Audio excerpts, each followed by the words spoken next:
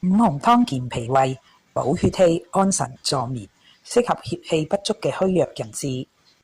傳統嘅五紅湯係用到紅棗、紅衣花生、杞子、紅豆同埋紅糖5種材料做㗎。而我咧就會加入陳皮同埋呢一個嘅紅衣蓮子。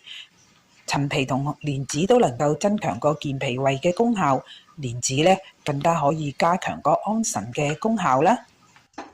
50g 紅衣蓮子，50g 嘅紅豆，50g 紅衣花生，沖洗乾淨，然後浸喺一煲1000cc 水裏邊2個鐘頭。3g 一片陳皮，10粒無核小紅棗，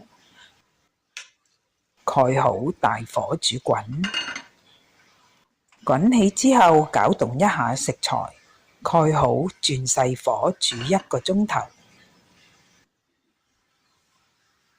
20g 紅糖，攪勻。